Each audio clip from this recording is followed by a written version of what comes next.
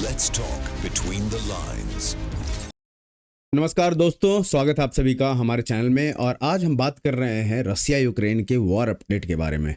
War update के बारे में इसलिए बात करना भी जरूरी है क्योंकि लास्ट कुछ 4 से 5 दिन में इतनी डेवलपमेंट हुई है जिस पे किसी का शायद नज़र भी नहीं जा रहा। आज जिन टॉपिक को लेकर हम यहाँ बैठे हैं वो है रूस यूक्रेन युद्ध। अब केवल 2 देशों का युद्ध नहीं रह गया है। आज इसमें NATO, Europe, America, Finland, Poland, Belarus और अप्रत्यक्ष रूप से चीन भी जुड़ चुका है। पिछले 4 दिनों में ऐसी कई घटनाएं हुई हैं जो इस युद्ध की दिशा बदल सकती हैं। आज हम बात करेंगे फिनलैंड को रूस की न्यूक्लियर वार्निंग, पोलैंड ने यूक्रेन को मिग 29 देने से क्यों मना किया, डॉनबास में रूस की नई बढ़त, कीव जो यूक्रेन की राजधानी है पर रूस का बड़ा हमला, बेलारूस की नई भूमिका और क्या पीस टॉक की संभावना खत्म हो रही है। जो पहला टॉपिक है हमारा, रसिया ने जो वार्निंग दिया फिनलैंड को, उसके बारे में सबसे पहले बात करते हैं फिनलैंड की। पिछले सप्ताह फिनलैंड ने अपने कानून में बदलाव किया। अगर हम देखें, अब भविष्य में नाटो के न्यूक्लियर वेपन को फिनिश टेरिटरी पर तैनात करने का रास्ता खुल गया है। यही वजह है कि रूस बेहद नाराज है। रूस की सिक्योरिटी काउंसिल के डिप्टी चेयरमैन दिमित्री मेदवेदेव ने कहा है फिनलैंड अब रूस की न्यूक्लियर टारगेट लिस्ट में शामिल हो गया है। इसी तरह रूसी विदेश मंत्रालय की प्रवक्ता मारिया ने कहा है कि फिनलैंड का यह कदम रूस की राष्ट्रीय सुरक्षा के लिए खतरा है और रूस राजनीतिक तथा सैन्य तकनीकी जवाब देगा।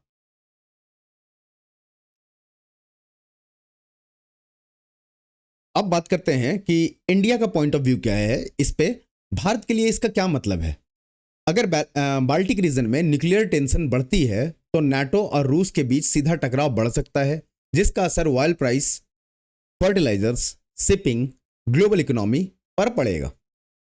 जो दूसरा टॉपिक हमने लिया है, पोलैंड ने कैंसिल किया है मिग 29 का ट्रांसफर यूक्रेन को। अब चलते हैं पोलैंड। यह खबर है काफी दिलचस्प है।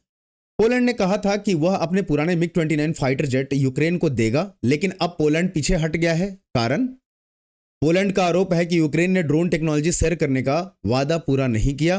पोलिश डिफेंस मिनिस्टर ने साफ कहा है, ड्रोन टेक्नोलॉजी नहीं तो मिग 29 नहीं। यह दिखाता है कि नाटो देश के बीच भी हर मुद्दे पर पूर्ण एकता नहीं है। इसका मतलब यूक्रेन को हथियार चाहिए, लेकिन यूरोप अब रिटर्न बेनिफिट भी चाहता है यूक्रेन से। जो मैं बहुत पहले से कह रहा हूं कि यूक्रेन तब तक उसको मदद मिल रहा है किसी भी देश से जब तक वहां फायदा दिख रहा है उन्हें। अब इन्हें उसमें एक तरीके से आप देखो तो रिटर्न बेनिफिट की खोज चल रही है यूक्रेनियन देशों के द्वारा कि हम तो दे देंगे, तुम क्या दोगे। ठीक है, यही यानी सहायता अब केवल मुफ्त नहीं होगी। अब हर एक सहायता एक न एक प्राइस टैग के साथ आएगा और वो यूक्रेन जब तक चुकाएगा तब तक की वो सहायता आती रहेगी, नहीं चुकाएगा नहीं आ पाएगी। ठीक है, अब है सबसे महत्वपूर्ण युद्ध क्षेत्र डॉनबास।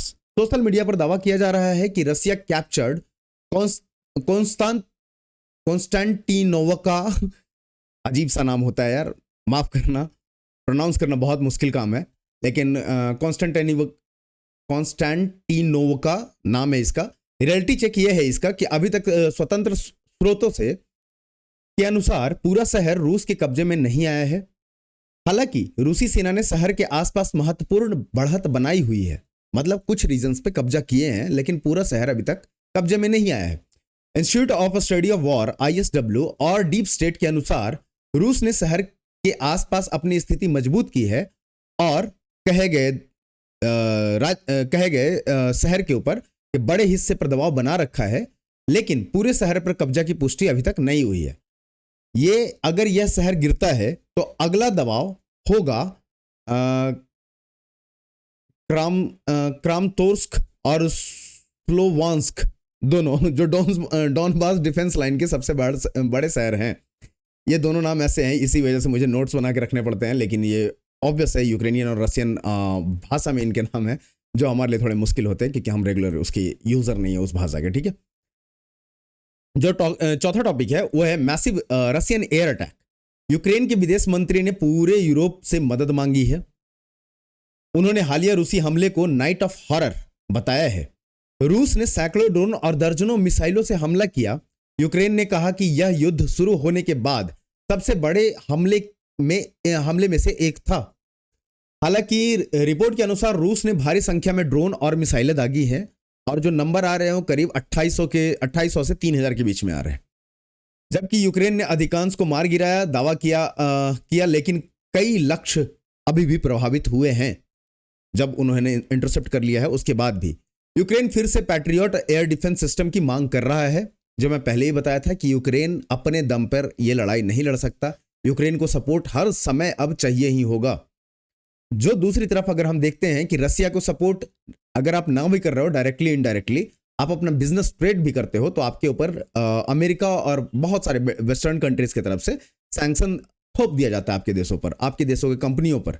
लेकिन यहां पर यूक्रेन खुल के अपने लिए हथियार मांग रहा है और उसके साथ लोग सब मतलब आप देखो ना, सिंपैथी लेके खड़े हैं। ठीक है, जो पांचवा टॉपिक है हमारा वो है बेलारूस फैक्टर। बेलारूस के बारे में बात करते हैं। अब आते हैं बेलारूस पर। यूक्रेन ने अपनी बेलारूस बॉर्डर पर डिफेंस मजबूत करना शुरू कर दिया है। क्यों? क्योंकि बेलारूस अभी भी फ्यूल, लॉजिस्टिक, मिलिट्री सप्लाई के माध्यम से रूस की मदद करता है। हालांकि फिलहाल बेलारूस ने सीधे युद्ध में सेना नहीं भेजी है। यूक्रेन लगातार राष्ट्रपति अलेक्जेंडर को चेतावनी दे रहा है कि रूस के साथ प्रत्यक्ष रूप से युद्ध में शामिल ना हो। अगर बेलारूस सीधे युद्ध में उतरता है तो कीव पर उत्तर दिशा से नया दबाव बन सकता है। और ये मैं एक और चीज बता दूं कि बेलारूस के राष्ट्रपति ने अपने तरफ से भी एक वाक्य बोला था कि अगर जरूरत पड़ा या हम पर अटैक गलती से भी हुआ तो हम इस युद्ध में रसिया के साथ देने के लिए उतर जाएंगे। जो छठा टॉपिक हमने लिया है इसमें, रसिया का कंडीशन फॉर पीस। रसिया की क्या क्या कंडीशंस है एक पीस डील करने के लिए? रूस के विदेश मंत्रालय की प्रवक्ता मारिया ने फिर दोहराया, अगर यूक्रेन युद्ध खत्म कर देना चाहता है तो उसे डॉनबास से अपनी सेना हटानी होगी। यानी रूस अभी भी अपनी पुरानी मांगों पर कायम है। वहां कोई चेंज और कोई बदलाव नहीं हुआ है। यूक्रेन इसे स्वीकार करने के लिए तैयार नहीं है आज भी। इसीलिए पीस टॉक फिलहाल बहुत ही मुश्किल दिखाई दे रहा है। जो बिगर पिक्चर है इस पूरी कहानी का, अब सबसे बड़ा सवाल जो है उसका, क्या रूस जीत रहा है? अगर इतना आसान नहीं है, उत्तर इतना आसान नहीं है। हां, रूस धीरे धीरे जमीन पर आगे बढ़ता दिख रहा है, लेकिन इसकी कीमत भी बहुत भारी है। हालांकि आकलनों के अनुसार युद्ध में दोनों पक्ष के संयुक्त सैन्य हताहत होने की संख्या 20 लाख से अधिक हो सकती है। हालांकि अलग अलग संस्थाओं के अनुमान अलग हैं। यूक्रेन अभी भी long range drone, western intelligence, NATO weapon की वजह से रूस पर दबाव बनाए हुए है। अब इंडिया का पीओवी क्या है, इस पर बात कर लेते हैं। भारत के लिए सबसे बड़ा सवाल, क्या हमें किसी एक पक्ष का समर्थन करना चाहिए?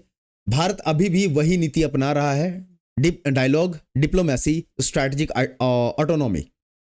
भारत रूस से ऊर्जा खरीदता है, साथ ही अमेरिका और यूरोप के साथ भी संबंध मजबूत रखता है। यही भारत की सबसे बड़ी ताकत है। भारत हर चीज डाइवर्सिफाई करके देखता है आज के टाइम में। कंक्लूजन जो है इस पूरे वीडियो का और पूरे स्टोरी का, उस पर बात करते हैं। आने वाले हफ्तों में सबसे ज्यादा नजर रहेगी डॉनबास फ्रंट पे, नाटो सपोर्ट पर, Belarus, Finland, air defence, piece talk. ये सारे पॉइंट्स हैं जिन्हें हमें देखते रहना होगा। अगर रूस डॉनबास में निर्णायक बढ़त बना लेता है तो युद्ध का अगला चरण शुरू हो सकता है। लेकिन यदि पश्चिमी देश अगर यूक्रेन को और बड़े हथियार देता है तो यह युद्ध और लंबा खिंच सकता है।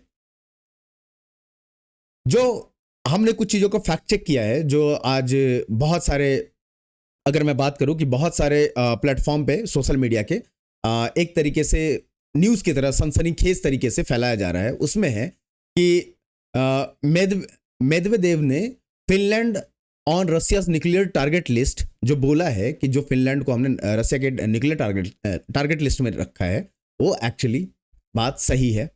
पोलैंड कैंसिल किया है MiG-29, वो बात भी सही है क्योंकि यूक्रेन ने ड्रोन नहीं दिया था। रसिया ने कैप्चर किया है एक शहर यूक्रेन का, जो एक्चुअली पार्शियली कैप्चर्ड है, उसको हम पूरे तरीके से कैप्चर नहीं कह सकते हैं। तो वो कहीं ना कहीं जो कहा जा रहा है कि पूरे शहर को कैप्चर किया गया है, वो गलत है। हाँ, पार्शियली वहां पे बढ़त बना रखा है रूसी सेना ने, तो एक तरीके से आप कह सकते हो कि स्टार्ट हो चुका है कैप्चरिंग।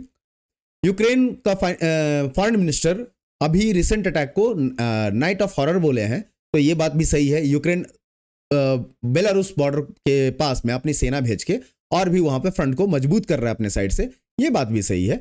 रसिया ने डिमांड किया है यूक्रेन को विड्रॉ करने के लिए डॉनबास रीजन से, ये बात भी सही है। तो ये थे फैक्ट चेक और पूरी कहानी। मिलते हैं आपसे अगले वीडियो में, तब तक के लिए राम राम, जय हिंद, जय भारत, बाय बाय।